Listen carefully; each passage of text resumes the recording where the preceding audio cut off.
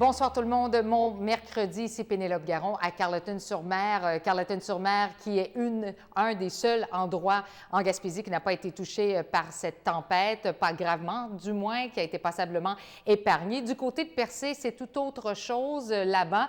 Notre journaliste Alexandre Courtemanche y a passé la journée. Je lui ai parlé un peu plus tôt cet après-midi. Bon, Alexandre, ceux qui avaient été touchés le 30 décembre l'ont été davantage aujourd'hui?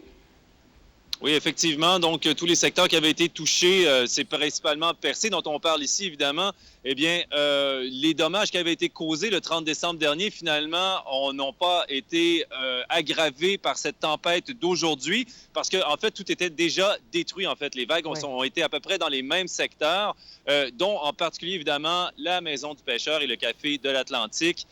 Qui d'ailleurs n'a pas été épargné aujourd'hui. Les remparts qui avaient été mis en place ont cédé sous la pression. On voit l'eau s'y entrer là, sur les images que l'on voit actuellement. Oui. Et donc, c'est un constat assez malheureux. On peut écouter sa propriétaire faire ce constat.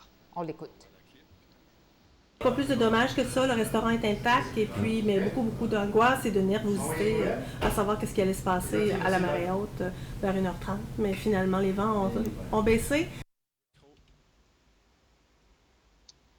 Et donc voilà, il reste peu de choses en fait à sauver dans ce Café de l'Atlantique. Pour le reste des dommages, eh bien, on peut regarder derrière moi. En fait, ce qui est intéressant, c'est que ça y a échappé de peu.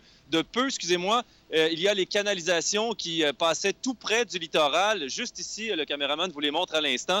Et donc, elles ont été épargnées, mais ça a été de près un danger pour la municipalité. Par ailleurs, il y a plusieurs résidences qui ont manqué d'électricité durant toute la journée. Donc, ça allait et ça venait. Il y a 16 résidences qui avaient été touchées, mais tout devrait être rétabli d'ici la fin de la journée. Bon, bien justement, en parlant de ces résidents-là, dans quel état d'esprit était la population de Percé aujourd'hui que vous avez rencontrée?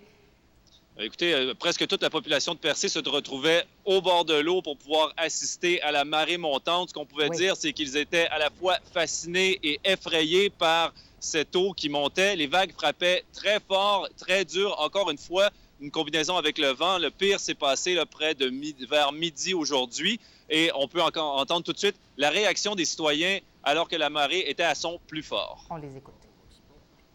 Pour ceux qui sont climato-sceptiques, je pense qu'on a la preuve que c'est un petit peu les changements climatiques. Hein? Je ne sais pas qu'est-ce qu'ils vont faire l'année prochaine avec ça, là. Et ça brasse vraiment beaucoup. Maintenant, c'est foutu, hein, pour deux grosses énormes tempêtes de même, là, c'est catastrophe. Bon, Alexandre, si on faisait le bilan, le portrait de la situation pour l'ensemble du secteur de Percé, mais aussi des environs.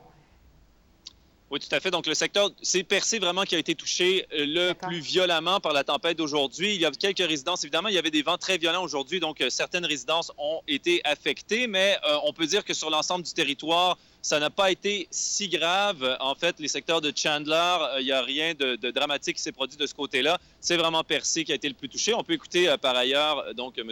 Jacques Bélanger qui s'occupe de la sécurité civile dans les environs. On l'écoute. Le milieu le plus touché, c'est vraiment la promenade de Percé, la ville de Percé. La ville de Percé, comme on est présentement, là, vous voyez, même le déferlement de vagues est terminé dans la plupart de la région. Puis on voit encore que ça déferle un peu malgré qu'on s'en va vers la marée basse. Donc voilà, on peut voir d'ailleurs derrière moi, les vagues tapent encore un peu fort en fin d'après-midi aujourd'hui, mais le tout est en train de se résorber. Donc on espère évidemment qu'il n'y aura pas une autre onde de tempête puisqu'il n'y a toujours pas de glace pour protéger le rivage et les riverains. Alexandre Courtemanche à Percé, merci. En prie.